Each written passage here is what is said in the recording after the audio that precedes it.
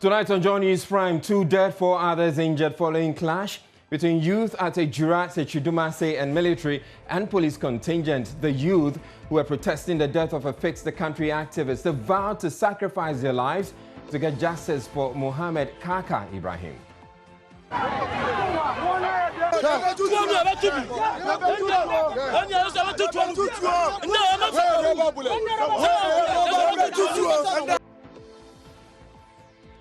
The police say the injured include a military officer, but right now the police is holding a briefing at Ejura on the disturbances. We're going live to the grounds. We have already informed you about the arrests of 2 suspects, namely Ibrahim Isaka alias Anyas and Fuseni Al-Hassan, currently in police custody and are being prepared for court, hopefully tomorrow or tomorrow next. We will stop at nothing to arrest any other persons who is involved in this matter.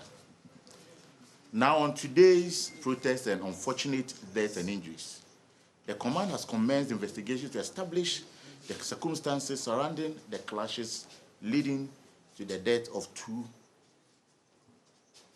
and injury of 4 other persons. Some media houses have given a high figure of casualties without cross-checking from credible sources, such as the medical officers or the police. Please, let us be circumspect and report what is factual. The deceased have been identified as Nasiru Yusuf and Mutala Suraj. The identity of the injured persons are not yet known. We are still working hard to get their names. Subsequently, our investigators will give their names to us to continue with our investigation. You all know that the protest followed the burial of the late Kaka, which is unfortunate. May his soul rest in peace, and even as we work hard to give him justice.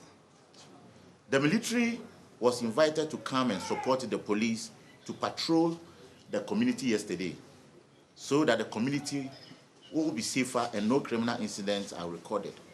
They arrived in town here at Ejura around 9 p.m. yesterday, while police, SWAT, and FPU teams were helping local police to arrest people whose names had come up as suspects in the murder of Kaka. So when the need for reinforcement arose today, our counterparts from the military were already around to support. As I said, the circumstances leading to the casualties are being investigated. We have all observed that the security situation now is calm. Security has been reinforced to ensure total stability. We therefore appeal to all to remain calm. Crime is crime and has no political color. So we assure you here and the good people of Ejura, the relatives of the deceased person, that whoever has been arrested and is found culpable will make sure that person faces the full rigors of the law. We therefore appeal to the media to be circumspect and report factual information. As much as possible, give the police information you chance on so that we will all help with speedy investigation. On behalf of the command, I also say thank you to Nananom, the elders of the Zongo community, and the youth leaders for tremendous work. We know they've had a series of meetings today just to ensure that calm is restored in the Ejura township. And as you can attest to that, since 3 p.m. as of now, we've not had any incidents whatsoever. So we would want to just use this medium to thank everybody, especially the opinion leaders in Nananom. Thank you. How will you rate today's operation? Because many believe the use of force was not minimum, as you have been saying. How will you respond to that? Yes, as I indicated in the speech, I told you that the command has already begun investigations into the matter. So whatever we unravel from this investigation, we'll let the public know of it. Is that an independent investigation or the police own investigation? Definitely, investigation is investigation. We are starting from here. So if there's the need for us to have independent investigators to take up the matter, I assure the general public and all of you here that that will be done. Where will the team be living? How is the operation going forward? I wouldn't be able to tell you when they are leaving. We are going to be here until total calm is restored. I'm sure when total calm is restored, we ourselves will know that no, we can now withdraw our men to base. The police in its earlier press statement stated that firearms, the youth were holding firearms. Were the police able to retrieve any firearms from the youth? So far, from the men on the ground, no firearm has been retrieved. But I'm sure, as investigation continues, whoever was holding a firearm will try get the person, fish him out, and make sure that he faces the foe. Because if you are holding a firearm, you should hold it with authority. You can't just wield the firearm and then fire indiscriminately. So we are going to investigate that aspect as well. Has an arrest been made? So far, we've not made any arrests. Aside the two? Aside the two, yes. Today, during the clashes, we have not had any person to be. But, you know, when it comes to police investigations, sometimes when you go to the grounds and you see how volatile the situation is, you don't go and then start arresting. Sometimes it degenerates into more chaotic situations. So we put our detectives out there to look out for those who actually perpetrated the various crimes, and then we'll pick them and then subsequently we'll process them to court. I'm sure it's also part of our investigative machinery, which we are going to ensure that it's done. Has any of your men hurt? Yes, one military lieutenant was injured in the course of his duties. So he's among the four? He's among the... According to the men on the ground, he was hit with a stone. Okay. How is he doing now? I'm told he's responding to treatment. Can we know his identity? I'm told he's a lieutenant. I don't know his name at the moment. So when we leave here, I'll get a name and I will let you know. So does the first press release from the police still stand, despite... This is an update. Exactly. This is an update of whatever we had issued since morning. You know, we have come out with two statements, the early morning one and the afternoon, and this is the latest update on the happenings here in Nigeria. Can we be updated on which side the gunshot that you said in your press release came from on the ground? We are investigating that, so I wouldn't know where. You know, the military were armed, the police were armed, and some of the youth in the community were also armed. So we don't know where the firing is coming from. So postmortem will determine. Otherwise, investigation will also reveal whoever fired at who. So let us allow them. Yes. On the ground, when we were filming live, we did not see anybody holding a firearm. This is an allegation. I wanted to know which part of this is an allegation. Firearm came from. We are investigating every aspect of this incident. So let us allow the investigators to continue with their investigation. We are not going to shield anybody. We are not going to hide anything. Whatever the outcome is, we will let it be known to the general public. Thank you. Thank you very much.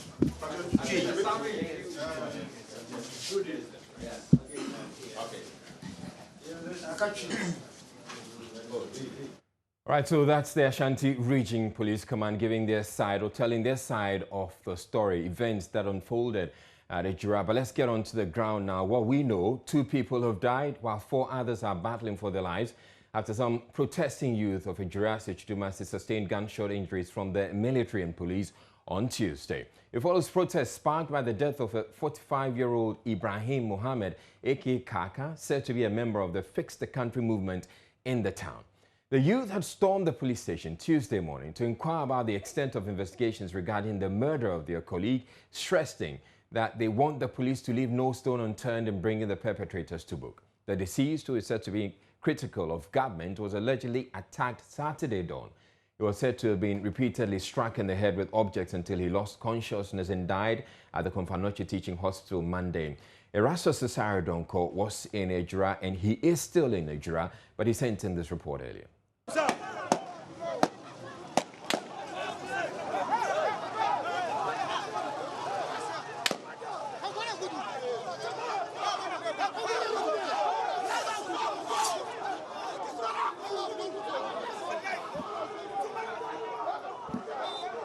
Charlie, we have to take cover.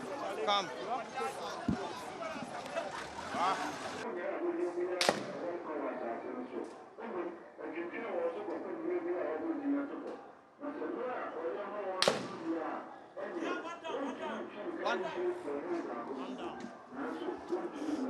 So one person has been shot, and you can see him in your shot there.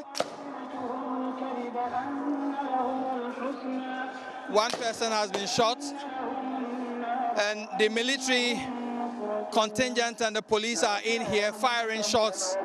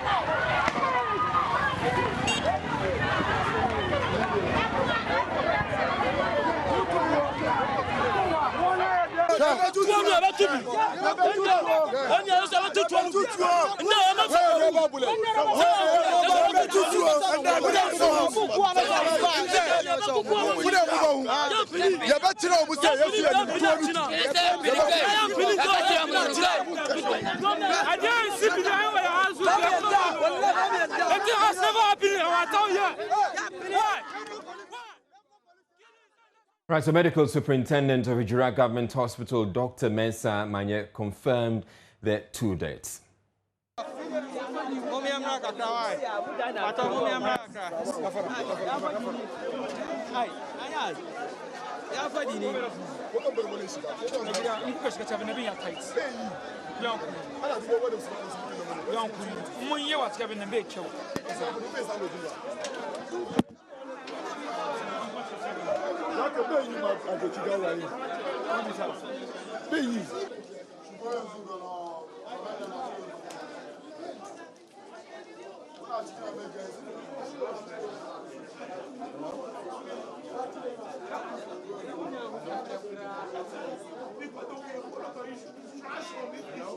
Confirm the 2 dead?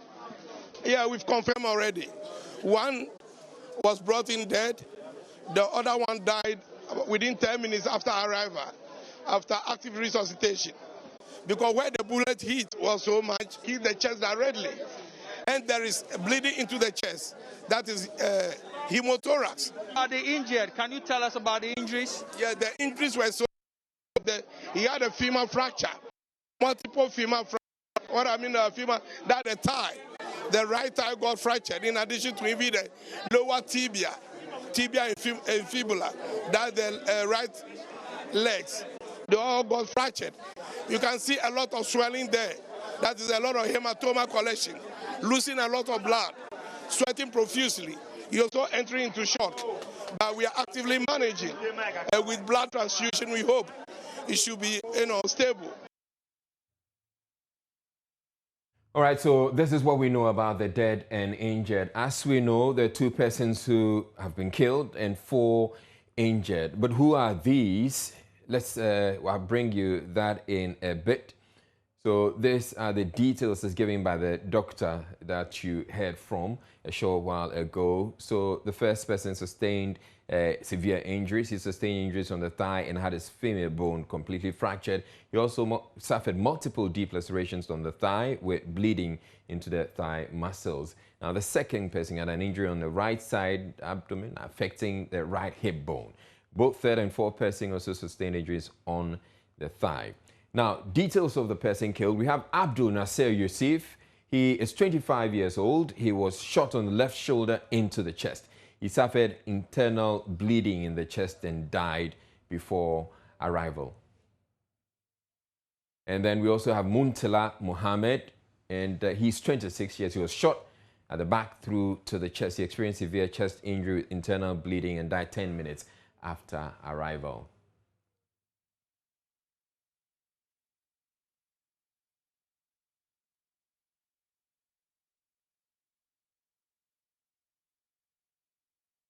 So these are the details as we have so far, and it has to do with the violent disturbances that occurred at Ejura, Sechidumase in the Ashanti region.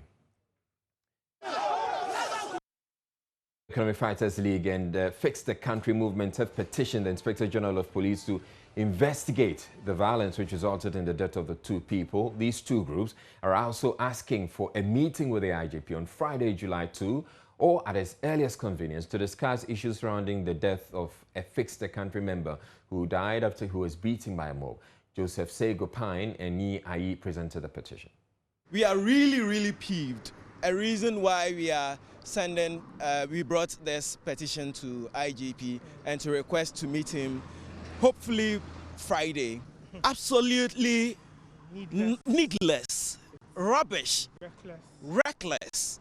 I mean, this was clear murder, slaughter. These people were unarmed. These people were only showing grief. They were burying Kaka today. And the best you could do was what? Send an armed force there, and they didn't shoot in the crowd as we are told.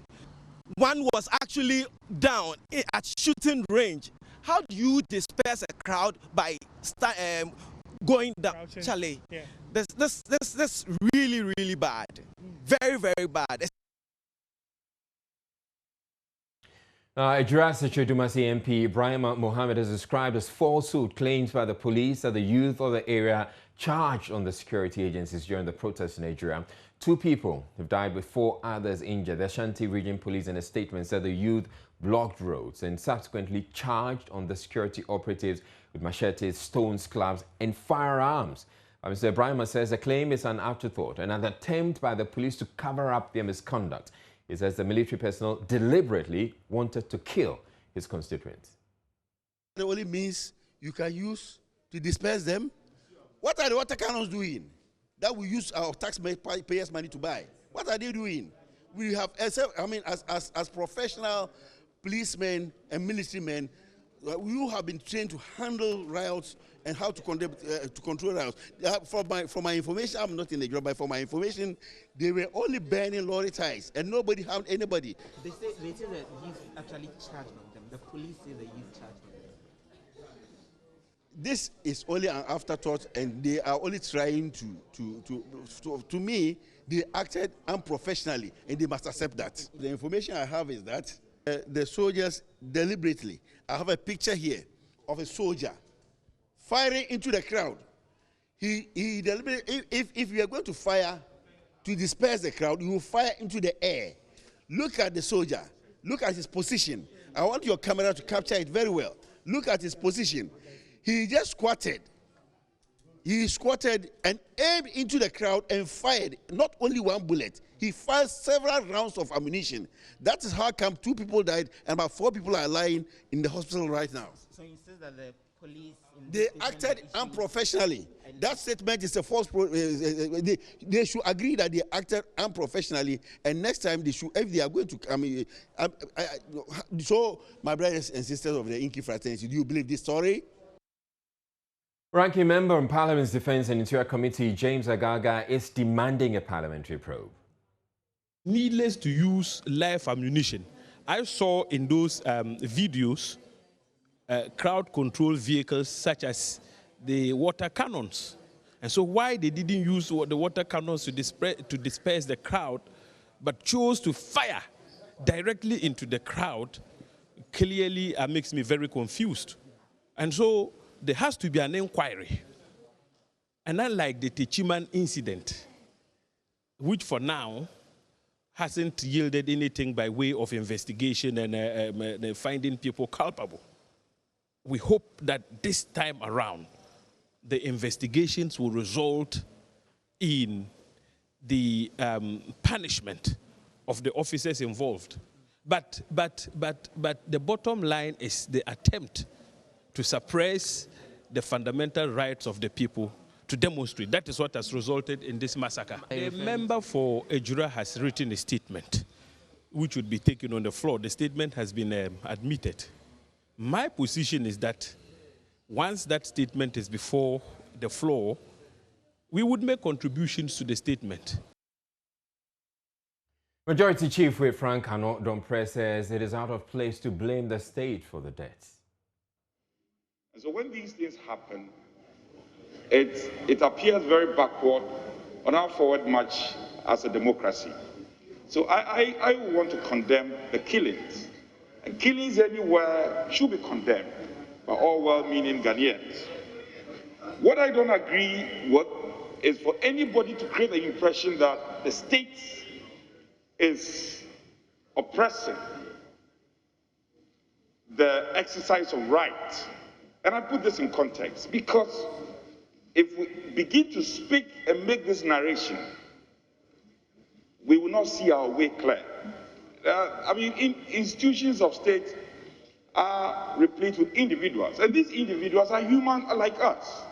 So people who serve in the Ghana Police Service, the Army, other security services are human like us. So if under certain circumstances we have these personalities going beyond boundaries, and some, for want of a better expression, excessive in the enforcement of the law, then we have to depart and identify all these people, but not to lump them together and say that the state is oppressing individuals. That I don't agree. We should be encouraging state institutions like the police, the army, the national security, to conduct a thorough investigation. And then the perpetrator should be brought to book. We cannot put a bad name on the Ghana Police Service because some individuals have engaged in some excesses. That would be most unfortunate. And I think that it is important we distinguish and distill these elements in the Ghana Police Service, other police services who are doing a good job, and let them face the rigors of the law. Well, you're still staying with the story on the Ejura clash, and we're bringing you a whole lot more. We've been speaking to security analyst Adib Sani, who has watched the videos, and he says he does not agree that the police who fired were seeking to fire warning shots.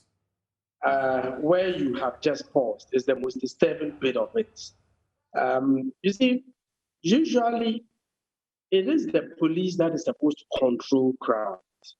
They only call in on the military if they are overwhelmed. Even if the military arrives, I would expect that they use rubber-coated bullets rather than live ammunition. So when I first saw the video, I thought, oh, obviously, this cannot be live ammunition.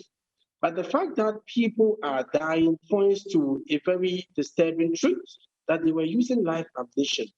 And you see, there are two ways of firing warning shots to disperse crowd, okay? It's either you fire into the air, and I'm going to demonstrate using my hands, okay?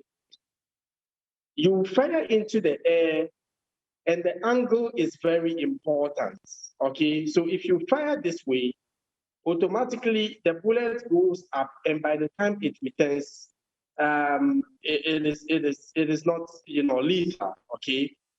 But if you fire this way over the heads of people, What you are doing is targeting innocent people who have actually nothing to do with what is going on there. Okay? Unfortunately, that is exactly what we see. But to even, crown it all, you see the military officer on his knees pointing directly at the people and firing. Okay? I would have thought that, fine, if you don't want to fire into the air, then you fire into the ground. Okay, so when you create that fear, so people might, start running away. But for the military to point their guns at the people is something I find so shocking and has the potential of pushing the area to the brink. It has the potential of getting a lot more of the people in that area agitated, and that would present to us a much more cataclysmic situation than we fathom. There's a skill and there's an operational procedure to follow in crowd control. Now, the UK High Commission has reacted to the violence in Nigeria with a tweet, and I'm sharing that with you on your screens right now. We are concerned by reports of violence and saddened by the news of deaths in Nigeria. Our thoughts are with the families and community at this time. We join with the government of Ghana to condemn illegal criminal acts of violence, and we call for calm to enable the emergency services to reach those in need. In line with the travel advice, British nationals should remain vigilant, avoid any large public gatherings and demonstrations, monitor local media for up-to-date information, and follow the advice of local authorities. So the British nationals, you're supposed to be watching Joy News and to follow all that is happening. Still to come in the bulletin, Speaker of Parliament receives bill seeking to criminalize homosexuality in Ghana. He says should become law before the end of the year. In business, Ghana National Petroleum Corporation assures goal of getting new investors to replace ExxonMobil in deep water exploration project. So we may even end up getting about 7 or 8% a share in the new deal instead of the 5%. So we believe it's not going to be difficult. Stay tuned in, we'll be back in a bit.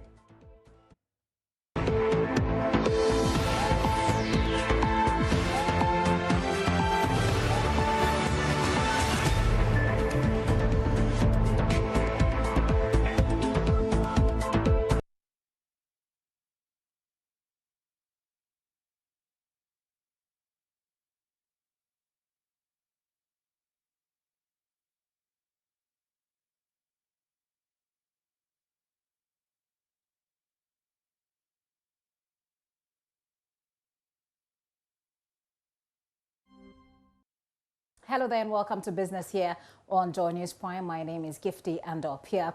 In this edition, the Ghana National Petroleum Corporation, GNPC, has assured the management of GOIL that it will soon agree on a new investor to take over the Deepwater Cape 3 Point project, which has been abandoned by ExxonMobil. The international oil giant exited the project last month after an initial assessment of the site indicated a lower level of crude than expected. Group Managing Director for GOIL, Kwame Osei-Prempeh, told Joy Business in an interview that many investors have started knocking on the doors of GNPC to take over the field. I believe that there's no way that you cannot have another investor. No, there's no way. Indeed, Exxon is the largest explorer in the world. Yeah, and they believe, the way they assess their risk is different. So what if Exxon says that they assess the risk and the quantity that they will get is not to their satisfaction? Any middle level explorer or the oil company will find it suitable. So as at now, GNPC has assured us that people are knocking at their doors. So now that if Exxon goes out, that means that our investment has gone. Indeed, what we are even hoping is that we've already expended money in the relationship with Ezon. So if a new partner comes in, our investment in Ezon is going to top up our 5%. So we may even end up getting about 7 or 8% a share in the new deal instead of the 5%. So we believe it's not going to be difficult at all. We're going to get an investor coming in. Well, fuel prices are expected to witness some marginal increase from Thursday. Prices are expected to go up by about 2%. But what are the reasons behind the expected increment, and will the oil marketing firms absorb the adjustment? More in this report. The increase is based on the new price list that the bulk oil distribution companies are willing to sell to the oil marketing firms from this Thursday, the 1st of July. According to the data secured by Joy Business, a litre of diesel and petrol should be increased by just under 2%. If the over 100 oil marketing companies decide not to absorb these new prices, as well as pass it on to consumers, then a litre will be sold at 6 cedis 33 pesos. For those who are interested in gallons, it will also be sold at 28 cedis 48 pesos. The bulk distributors of these products are linking the increase to rising prices of finished petroleum products on the world market. For some, there must be a strategy to minimize the impact of this on consumers, because all projections suggest that prices will be going up further in the coming months. So for consumers, there is much to brace themselves up for. Now, in the next 6 months, the African Continental Free Trade Agreement will set up a fund of $1 billion to support member countries. According to the Secretary General, Wamkele Mene, the fund, which is an adjustment fund, will help build competitiveness among member countries. He disclosed this to Joy Business. Well, in the next 6 months, we should look out for an establishment of an AFCFTA business forum, focusing on small, medium enterprises, to create connectivity for small, medium enterprises. We should look out for a launch of an AFCFTA adjustment fund, a fund of $1 billion, which will help countries that need to adjust to the new competition that will be presented by the AFCFTA. We should look forward to the establishment of a Pan-African payments and settlement platform to reduce the cost of currency convertibility on the continent. As you know, it's very expensive to convert currency in Africa. When you trade across regions from West to East Africa, all of these things are happening in the next 6 months. You never get outcomes in less than a year, in less than 2 years. So the assessment of trade in goods, assessment of trade in goods flows across borders on the African continent, it will take time. Countries are still setting up their customs procedures, but I'm happy to say that Ghana, Kenya, South Africa, Egypt are some of the countries that do have the customs procedures in place, that are ready to admit goods that are traded under AFCFTA preference. And that's it for Business this hour. I'm back at 8:30 with more. My name is Gifty Ando-Appiah. Up next is sports, and Idra Lai is talking. Ningo Pram MP Samuel George has disclosed that a new bill on homosexuality to be laid in Parliament will criminalize not just the activity, but advocacy and funding for the act. He says once the bill gets passed into law, media broadcasting of activities that promote homosexuality will become a criminal act.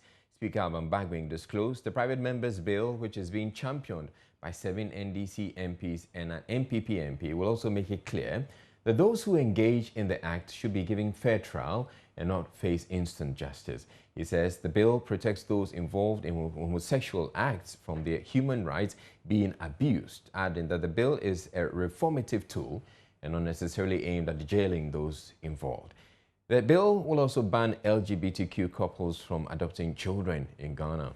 The Ngu Pram Pram MP and the promoters and the other promoters presented a copy of the draft bill to the Speaker at a meeting of the Parliamentary Christian Fellowship. This bill looks to criminalize not just the activity, but the promotion, advocacy, funding of homosexuality in all of its forms. And so it will become criminal upon the successful passage of this bill into law, for anybody to produce any promotional material, any TV station to show content that supports it, anybody who wants to provide funding for LGBTQ activities, and those engaged in the activities. This bill doesn't just end there. It goes ahead to segment those who are engaged in LGBTQ. We've established clearly that homosexuality is not a human right. It is a lifestyle choice. And so we respect the human right of practitioners of homosexuality to get a free and fair trial. However, their sexual orientation and choices cannot be deemed to be a human right, and this is in consonance with the 1992 Constitution of Ghana. And so their human rights are enshrined here, where there is a duty to report, so that anybody who carries out an act of violence against a person caught in the act would have fallen foul of this law, because we are not preaching hate, we are preaching love. There is rule of law, and so the bill actually protects even practitioners from extrajudicial treatment. We believe that they must be put before a competent court to determine their fate. This bill also provides medical, psychological, and other forms of support for practitioners who want help.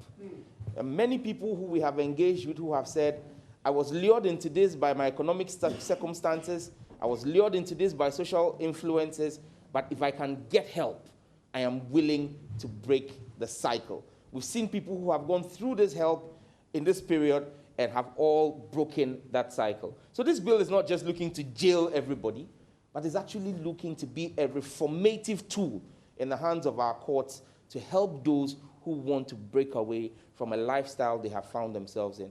Like I said, this bill is extremely detailed. One of the very fine things in there that I'm excited about is the fact that we are actually banning the opportunity for any LGBTQ couple to seek fosterage or adoption of children in Ghana.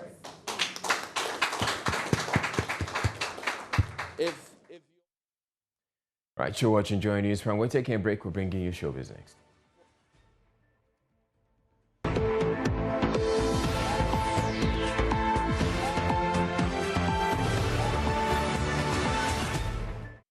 All right, time now for showbiz. Becky Bex, hello. Hello to you, Easy. How you doing? I'm well. How about you? Fantastic. So the tourism minister yesterday went on a tour around Accra. We visited some tourist sites. Basically, the idea is to have the various places get a facelift if they need, and finding out from the people what exactly it is that they need for what sort of help or assistance they would want from this ministry. Yeah, I put together this report. Our plan is to visit all the 16 regions of Ghana to see tourist attractions, so that where we can develop, we develop them into acceptable limits, and where we have to start new ones, we build them. The objectives of the government is to develop at least 2 iconic sites, tourist sites, in each of the 16 regions. Good news for the tourism sector, as plans are far advanced for the improvement of interesting sites in the country. The sector minister on Monday began a tour of 3 regions from Greater Accra, with his first stop being the National Museum. He continued to Jamestown, where he visited various locations close to Lighthouse, including a gym. At home, he tried to learn some moves. From there, the team went to the newly reopened Asher Fort. The next stop was the Kwame Nkrumah Mausoleum. Well, if you've missed the historical lessons and nostalgic feeling that this environment brings, the minister may well soon give the place facelift that will make your next experience there more exciting.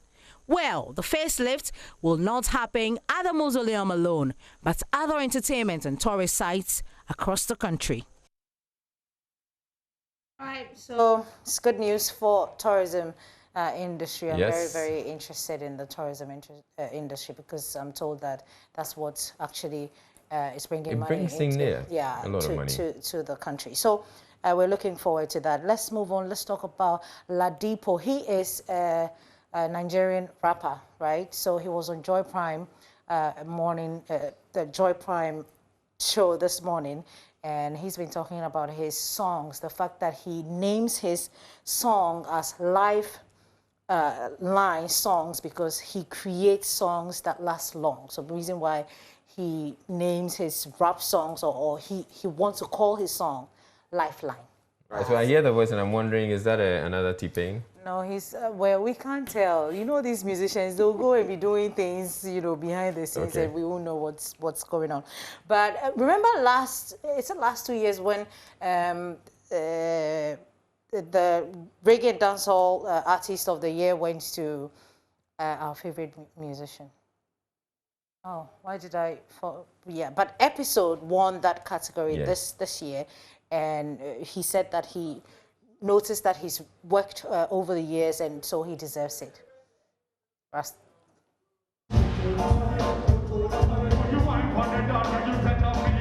Definitely. Over the years, even the year under review, even yesterday, you saw what we did for dancehall. And I believe that the fans also voted. As much as the Academy chose the best person, the fans also voted. So, yeah, give thanks. Yeah, aside all these, what do you think gives you the nod to win this? Is this consistency? Is it vibrancy on stage? Is it energy? What is it? I think it's a whole package. First and foremost, I stayed consistent. That's why. The second thing is I put a little twist to whatever I do. So you would not see another artist in Episode. You get what I mean? I've remained Episode and I've defended this from day one till now. So,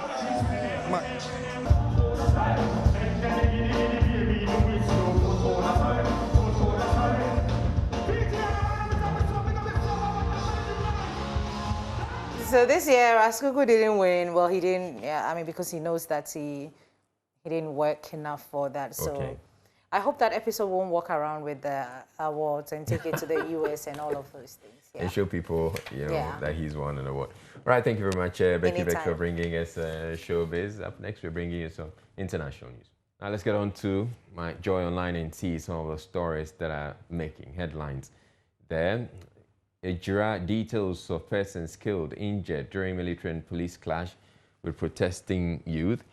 2 dead, 4 injured as military and police clash with protesting Ejura youth. Bill to stop promotion of LGBTQI+ activities will be introduced this week. As the Speaker of Parliament, Alban Bagbin. Government bans onion trucks from offloading at Agbogboshi Market with immediate effect. I'm against any form of governmental control of the media. Fuel prices expected to go up by 2% from July. And then that international story, South Africa's top court jails Jacob Zuma for contempt. And that'll be all for those watching on Joy Prime, but we have more news on the Joy News channel. Stay tuned in.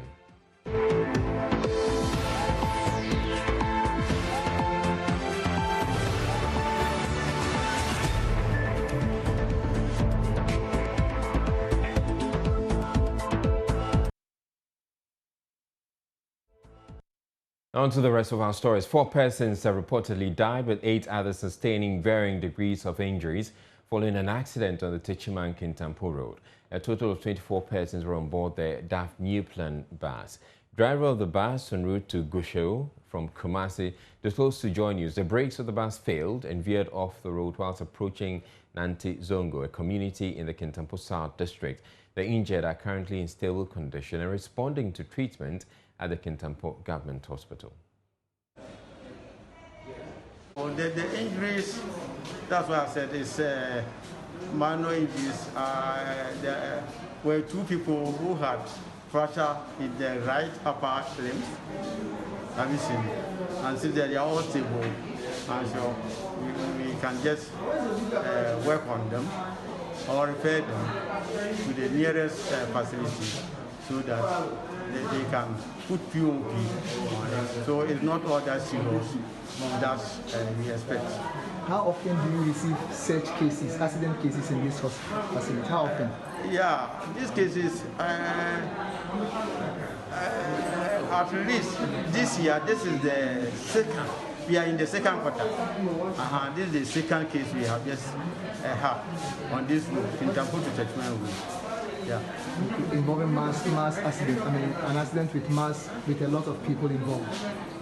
Yes, this one, there were a lot of people involved because looking at from Karaga, Kumasi to Karaga, always they load a lot of passengers inside. So at least every vehicle, if I will be correct, you can get about 30 people who will be in the vehicle. Now at least. Now what I'm just hearing that we had 4 deaths. Authorities at the Gambaga Witch Camp in the Northeast region are appealing for immediate assistance to cater for the inmates following a shortage of food and other basic supplies in the camp. The authorities say the lack of food at the camp is increasing the plight of, or worsening the plight of the old women as they have been left to fend for themselves.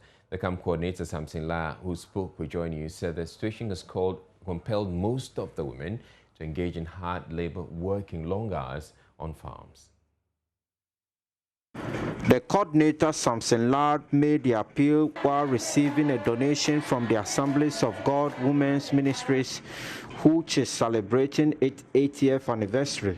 Opportunity to thank the women, that is Assemblies of God Ministry, Women Win, that they have done well. In fact, we really have no food now. This is our lean season, especially this June, July, because by then no new food is out. So last week that we finished our maize. So we are happy that God has been good to us, and then they came with something to support us. But it's very poor. The Council for Scientific and Industrial Research has added its voice to calls for government to adopt a holistic approach in its fight against illegal mining, warning Ghana could be forced to import water in future due to shortages in local production and supply. The Council says government must invest in reclaiming polluted water bodies. Here's Dr. Emmanuel Obobi, Senior Research Scientist at the Council. Even without Galamsey, Ghana is already in water stress condition, and the proportion of people who are living in water stress or water scarcity areas are growing, and they are projected to reach about 46% by 2030. So beyond 2030, they may overtake those that are, in areas where they have, access to good water. But with Galamsey, at the moment, some of our river basins like Pra and Ankobra are not good for use for any purpose unless they are treated. Then the question is, what can we do? Or what are some of the things that we as a country can tackle to be able to solve some of the challenges that we have? Now, the first step is what the government has already taken and is still in the process, which is to stop the Galamsey or small-scale mining activities that cause these pollutions that aggravate our water scarcity condition. But it doesn't have to stop there, because we've seen such action in the past, and then we came back again and it was worse than it was before, or it got worse than it was before. So it's important that beyond stopping the Galamsey activities or small-scale mining, we need to take concrete steps to repair the damaged sites or the broken rivers or the destroyed landscape. We need to take concrete steps to repair them.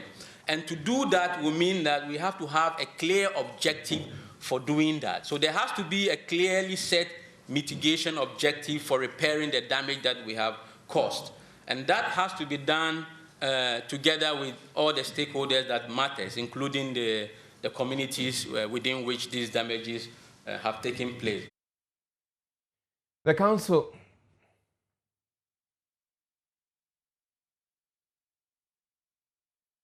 Council has conducted an extensive study on the impact of illegal mining on the quality of water in the country. Key among its findings is that Ghana may be faced with water scarcity by 2050 as some water bodies, which includes the River Densu and Pra, have reached stress levels due to population growth. Now, it says the acceptable threshold for drinking water is 5 NTU, according to the WRC 2021 and WHO 2017. Levels for other uses other than drinking is 80 to 150 NTU. And then Pra and Cobra have far exceeded the threshold for use for any purpose without treatment. And then presently, water in River Pra and Ankobra rivers cannot be used for drinking and other purposes without treatment.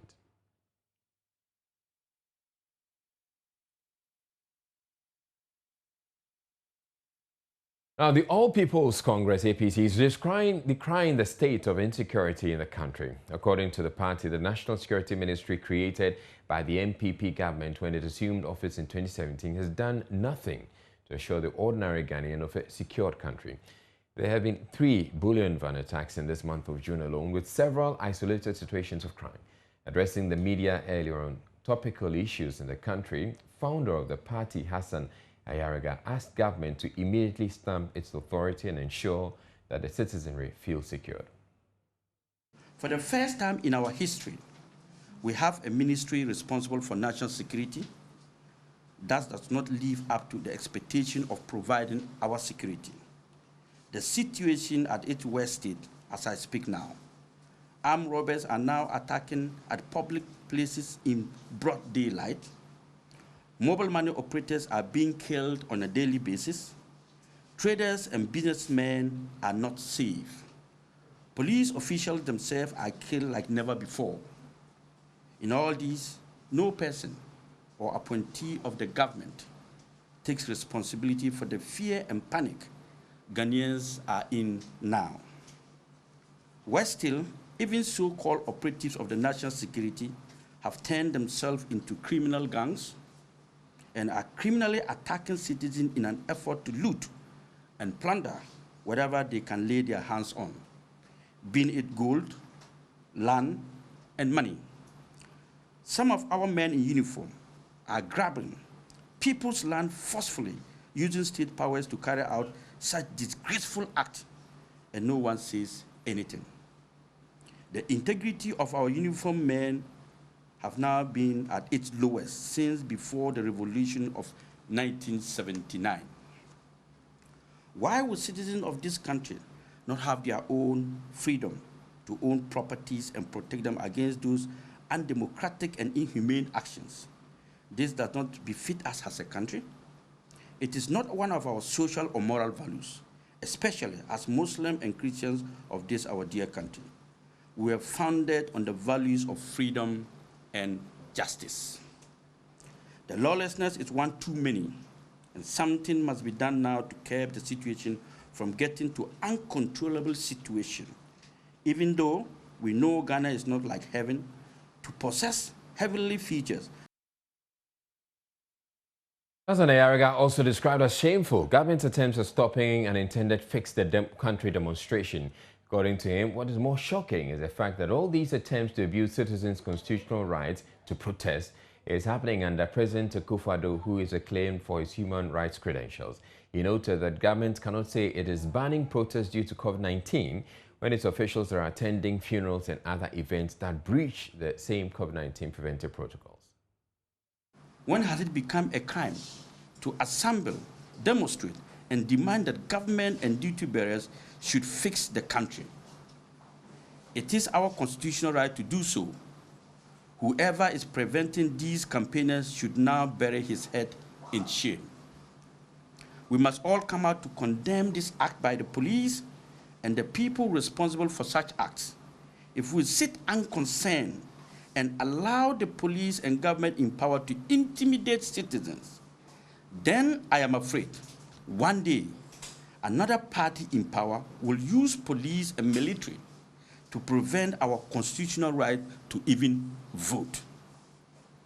Where are the religious leaders? Where are the academics? Where are the chiefs? Where are the political parties and the stakeholders? Why would a president who swore an oath to protect and defend the constitution of the country refuse these peaceful demonstrators the opportunity to exercise their constitutional right? In any case, did the president Did the president not use such event to nurse and promote his presidential ambition? If it was forbidden, why was he given the opportunity to do so? The current president has participated in 54 demonstrations. 54 demonstrations. One of it was Kumopreko. The MPP was in opposition in 2009 to 2016 were allowed to demonstrate on so many occasions. Why are they preventing citizens who voted them to power from exercising their civic right of holding government to their stewardship? Ladies and gentlemen, it is even funny and scary to use COVID-19 restriction as a means of forcefully preventing them from demonstrating, when this same government held rallies and campaigns without honoring any of their own directives and COVID-19 protocols. There are several instances where government brazenly defied their own rules, and one of such is Sir John, may his soul rest in peace, burial day.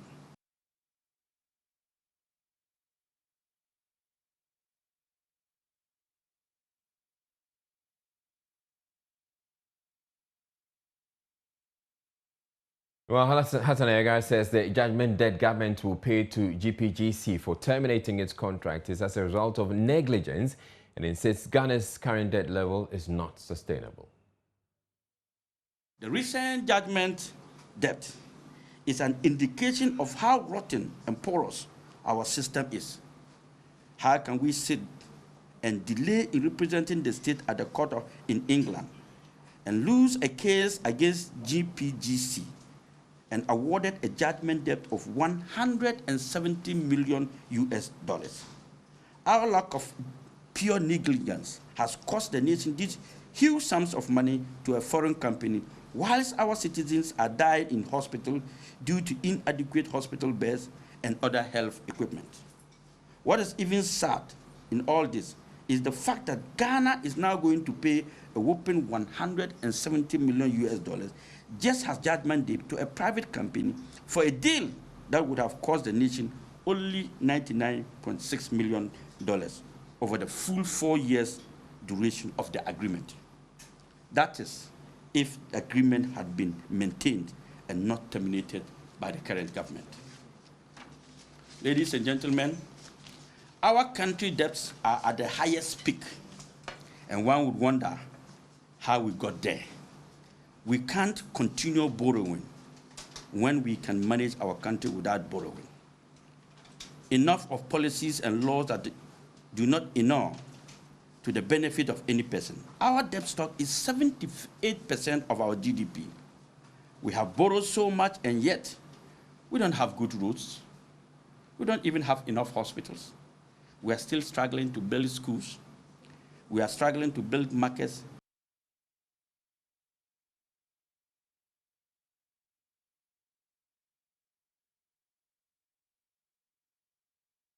Now, government has denied any involvement in the death of the Fix the Country activist Ibrahim Kaka Mohammed Jura in the Shanti region. The death of the activist sparked protests in the town, mainly by the youth who believe he was killed because of a social media post highlighting issues in the town, which he has been advocating should be fixed.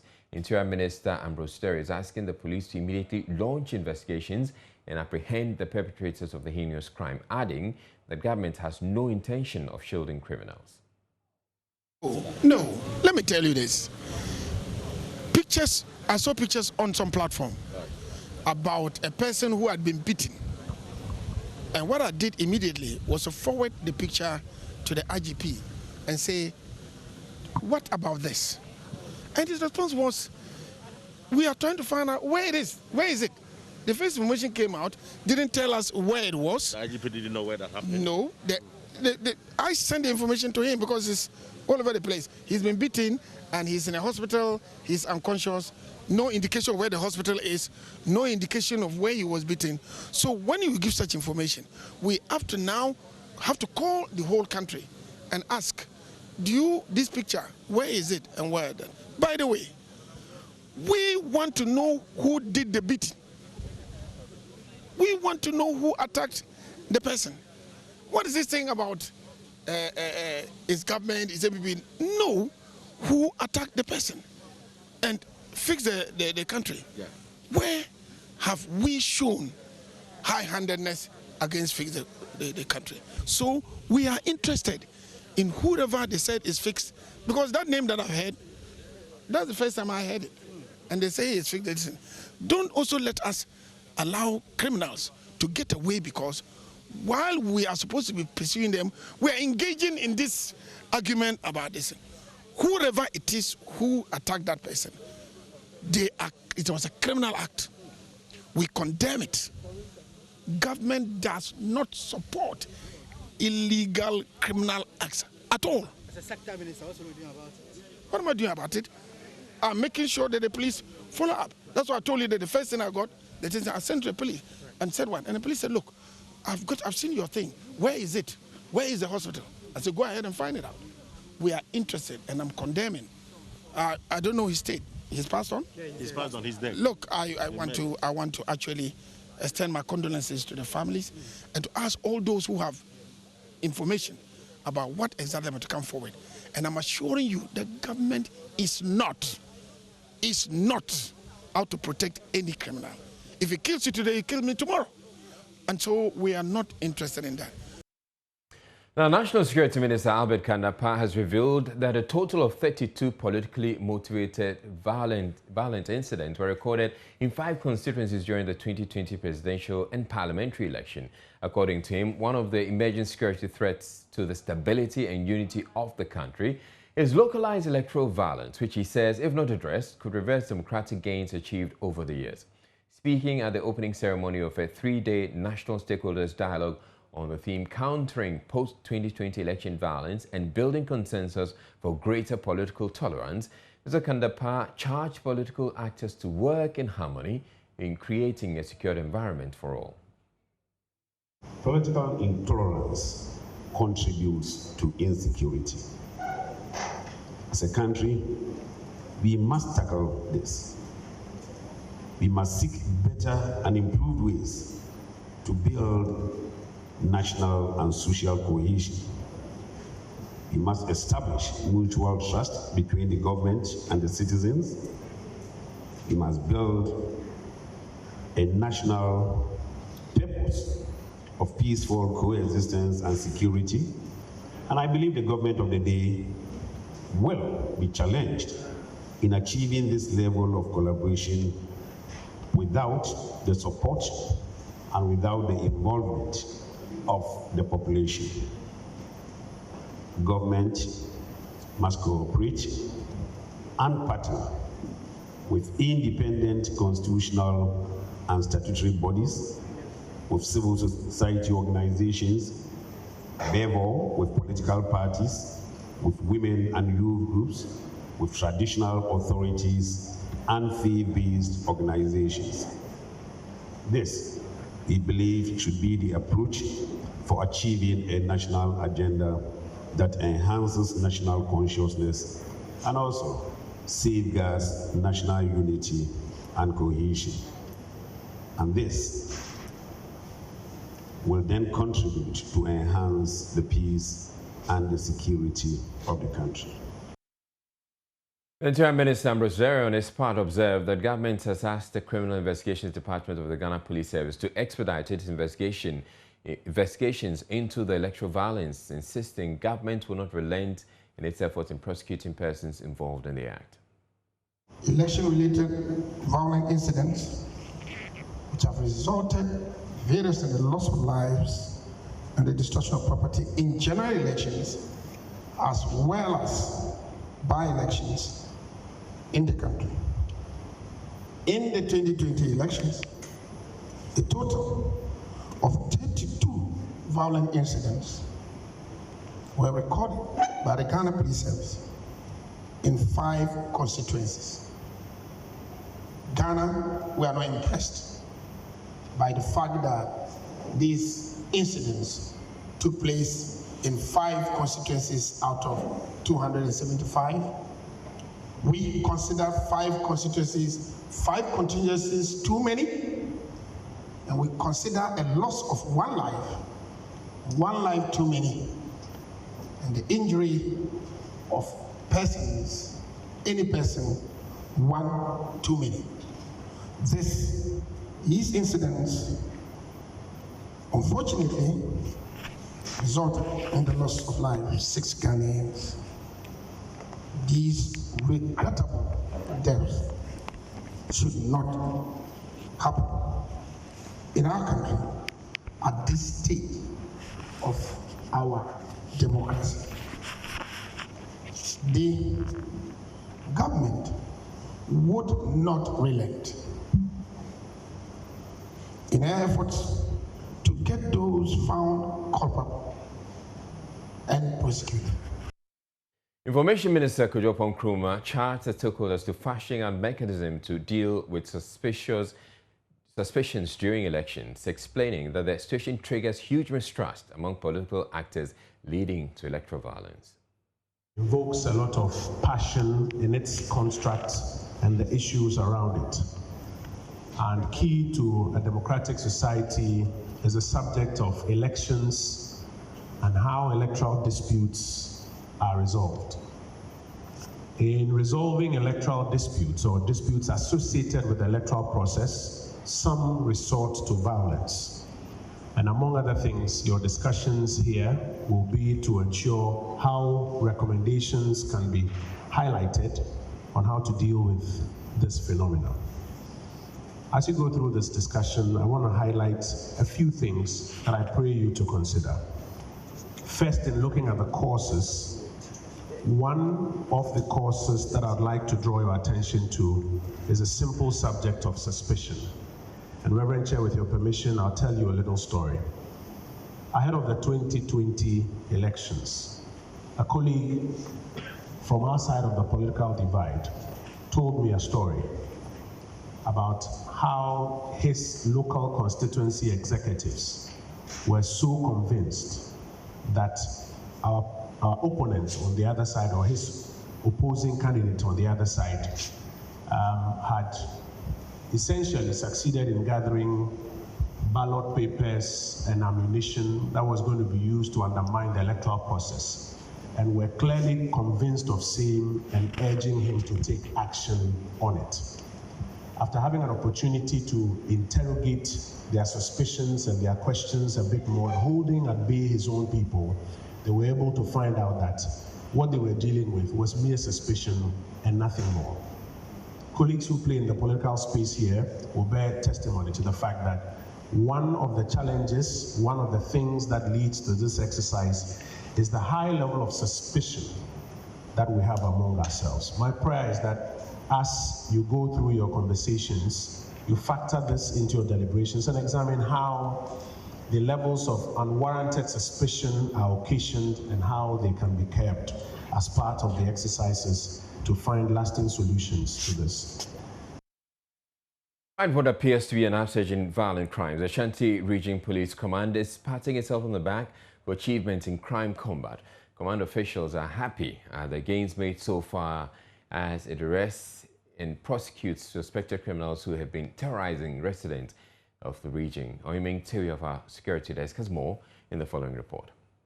Has recorded 2 bullion van attacks this year, leading to the death of a cashier and a police officer.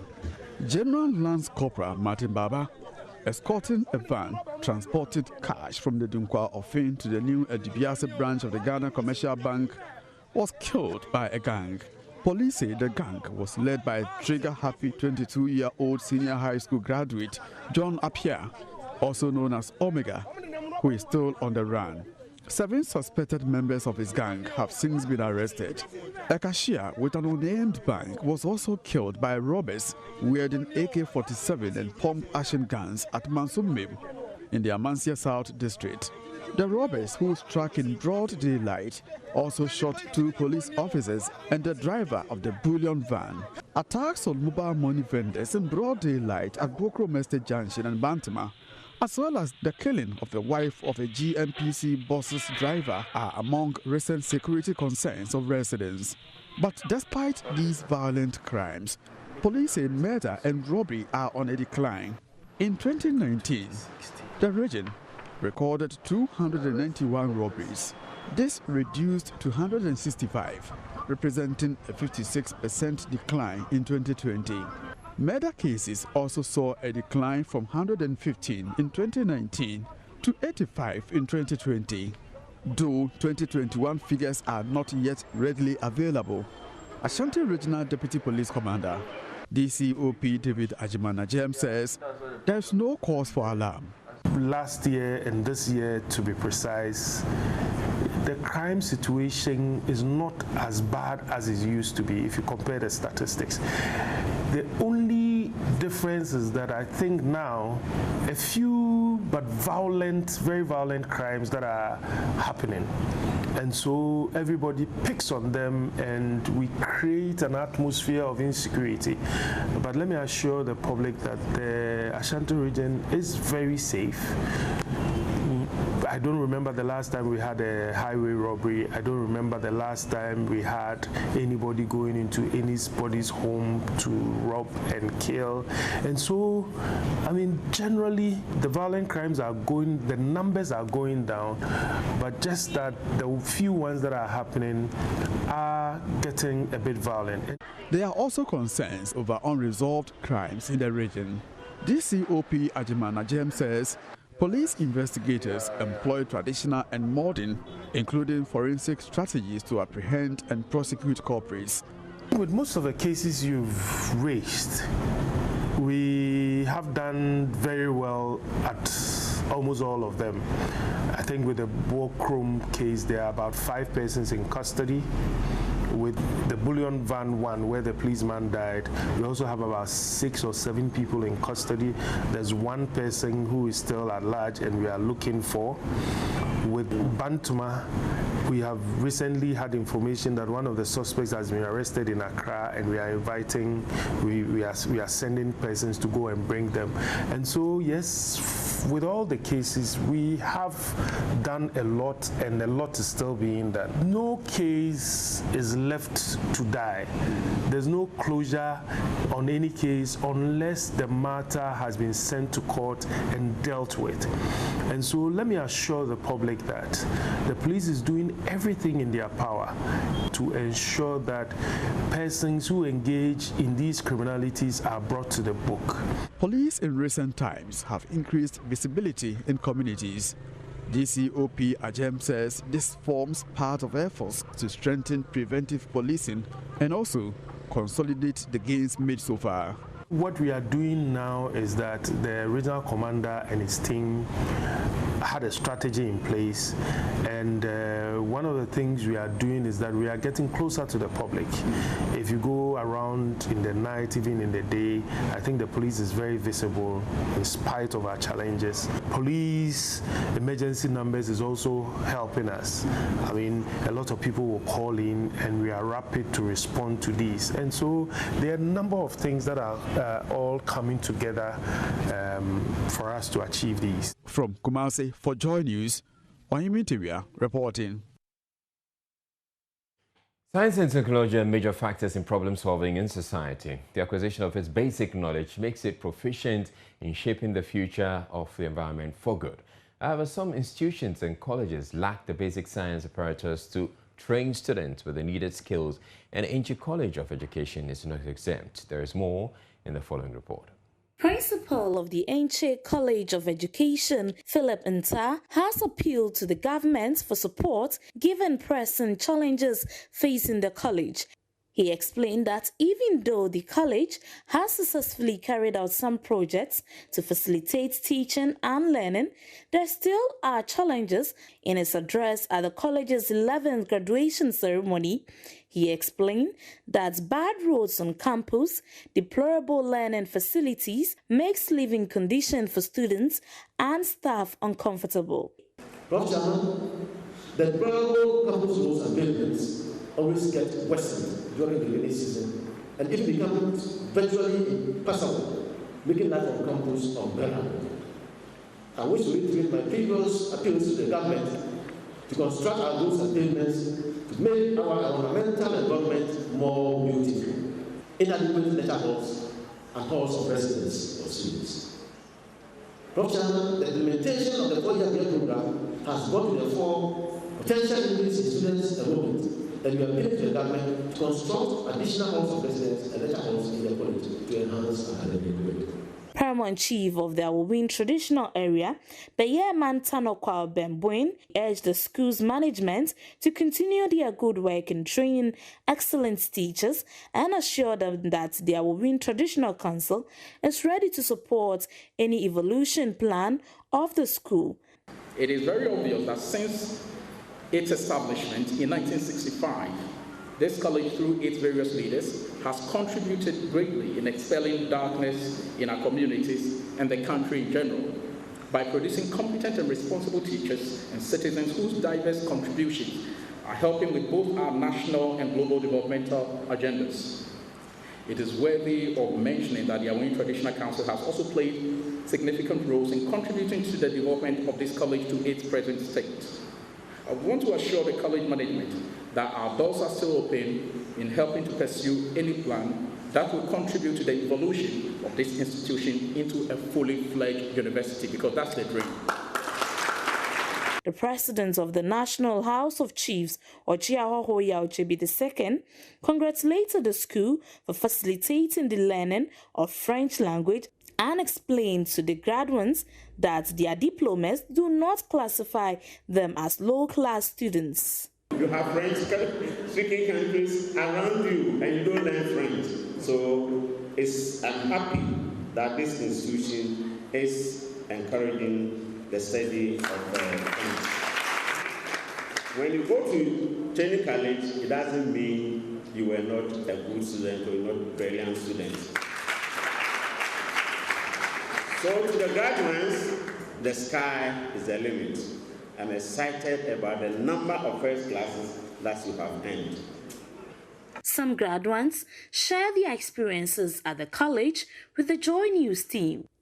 We were the second batch to begin the French, here in the college, and then it was a bit of a challenge with regards to the materials that were available, and then at our disposal. We had difficulties with a learning facility such as the audiovisual, to help us listen to the French, speak it, and all that. It was the Almighty God who made all this possible. And secondly, I must say that hard work, it really pays. Due to the pandemic, the ceremony saw to the conferment diplomas of 711 students from the year 2019 and 2020. For Joy News in Athalia, Kwanza, Western North Region. We're taking a break to bring you more business news, and Gifty and Apia will be here with that to stay tuned in.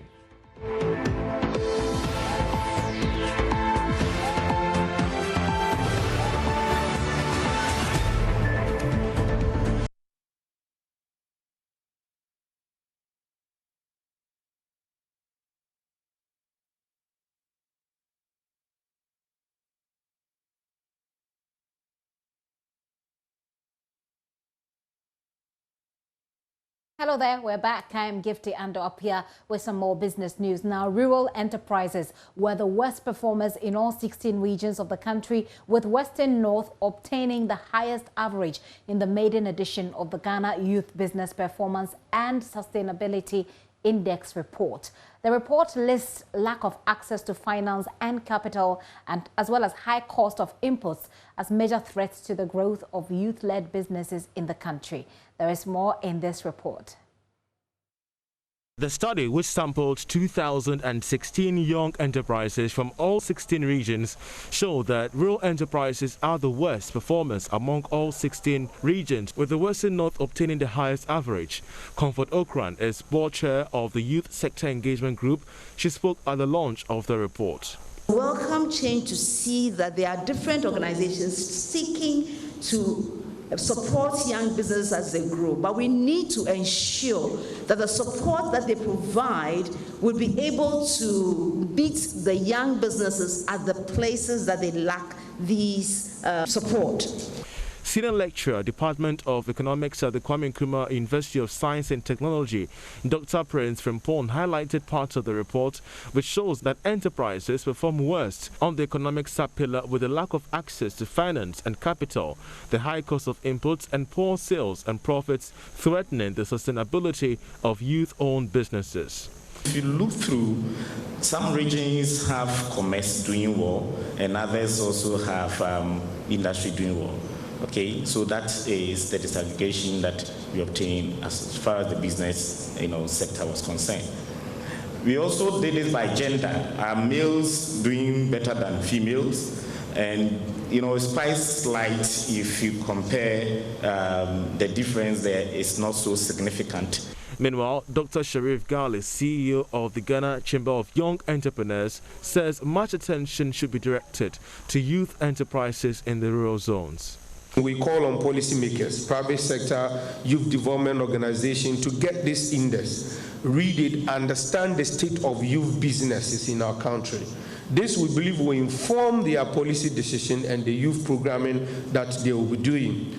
Delivering the keynote address on behalf of the Minister of Youth and Sports, Director of Policy and R&D Mohammed Adams hinted of a Young Achievers Award, as well as an aggressive review of youth policies to foster the growth of small businesses.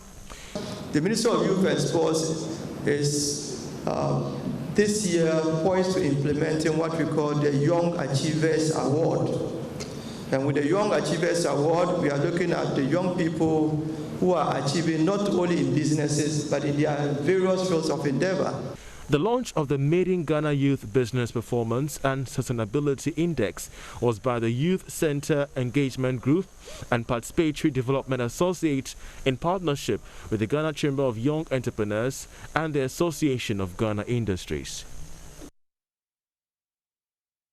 And now the Ghana Tourism Federation, GATOF, has welcomed the 55 million cedi support from the government to revive the tourism sector post-COVID-19. The World Bank is giving this money as grant through the government to assist tourism players recover from the impact of the pandemic. But the Federation has expressed some concerns with the disbursement.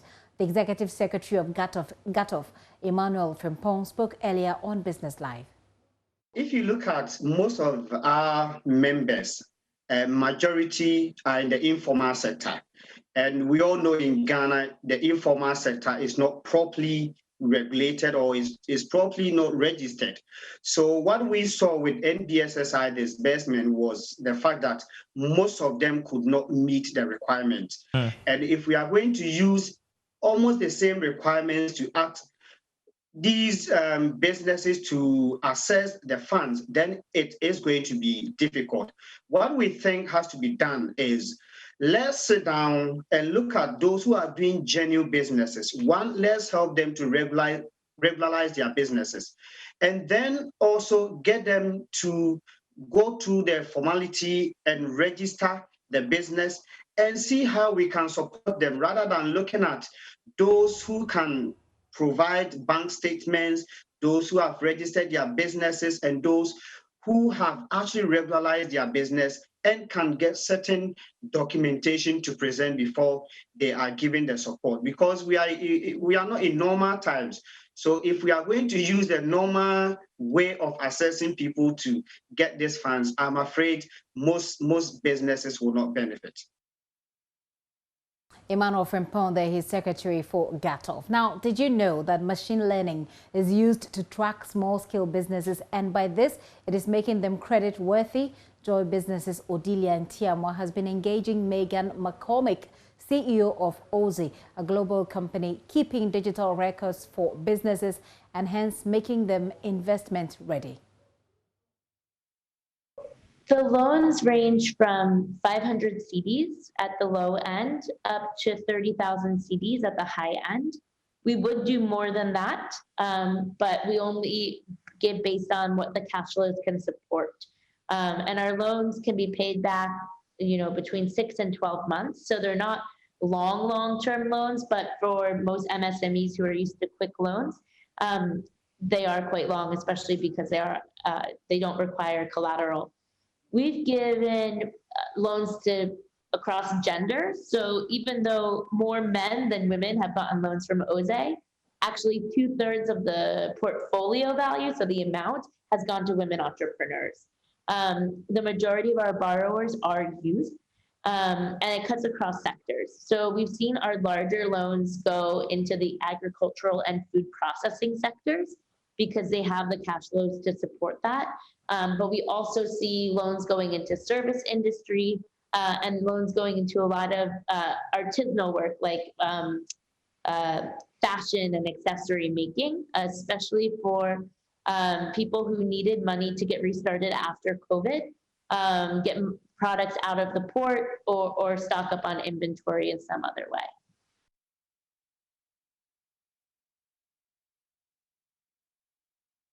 All right, let's take you through the international business summaries now.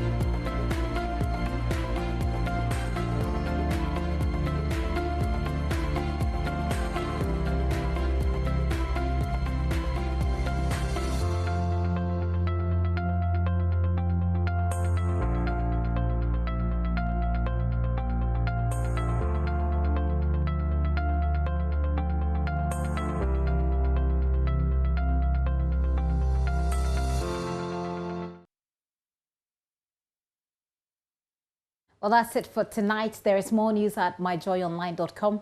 My name is Gifty Andopia. We do sports and then we continue with the news. Many thanks for your time. Good evening.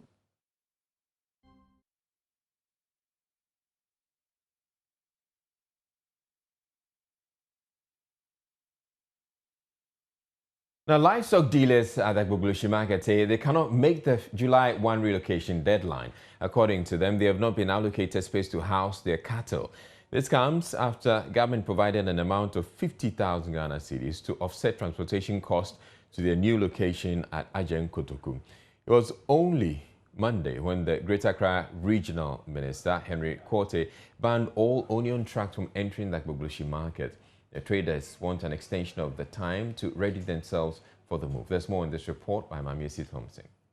Onion sellers and cattle rearers are to permanently move to Ajen Kotoku after more than 15 years plying their trade at Agbogloshie. The Greater Accra Regional Minister, Henry Quartey, is defying the odds to decongest the market, a step his predecessors failed to achieve. Ecclesiastes chapter 3, there is time for everything. And today, by the grace of God, the time has come.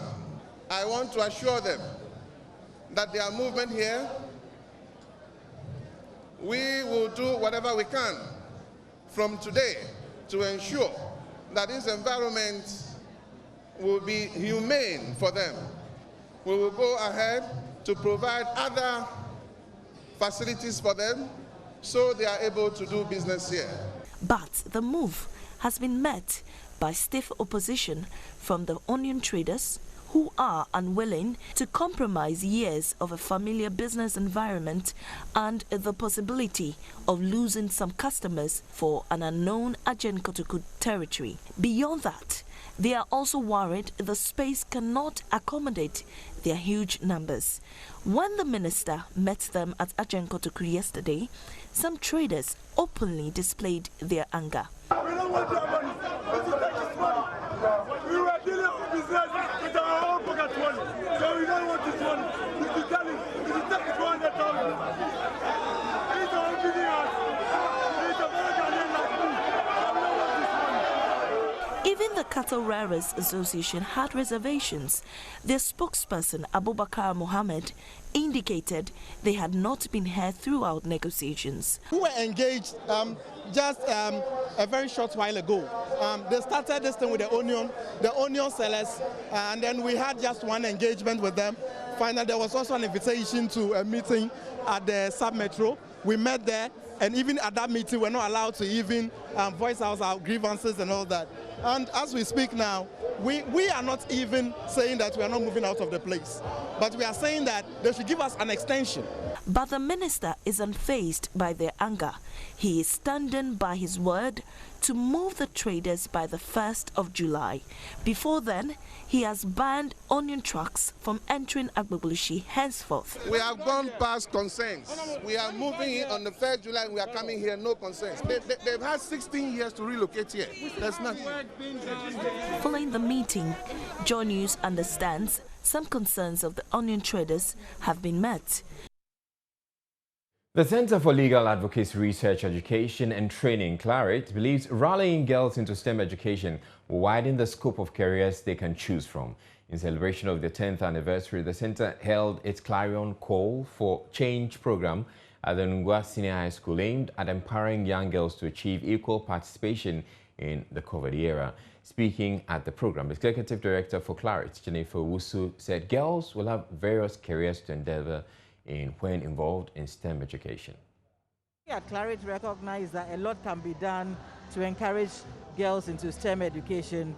One of the ways we have identified is to showcase role models, young women, older women who have made it through a STEM education. Indeed, one of our role models that we normally use is somebody who, even though she had a STEM education, has ventured into another career, a career in the environment. So the whole essence of this Clarion Call for Change program, which we believe to be highly transformational, innovative and enlightening, is to encourage girls into STEM education, knowing that with that background, they can venture into other fields of endeavor. We actually started it at the basic level in a primary school, at a JHS level. The essence of this was that we encourage the girls at that level into STEM education. However, we had very many calls to extend it to the SHS. So we brought it here and we let them know that it is, even though you are doing something that you might not enjoy, you may have to pay particular attention to it, because in future there are so many careers that you can. Everybody thinks of STEM and probably thinks about medicine. But today we've had a data scientist. On other occasions we've had statisticians. We've had other areas of endeavor. We've had hydrogeologists, various careers, and encouraging them into these fields is our aim. So that's how we go about it. Hopefully, in the next 20 years, we'll be able to show what some of these girls have been up. That'll be for the Bulletin. I'm Ezra Lai. Thank you very much for watching. Up next, we bring you PM Express. Do stay tuned in.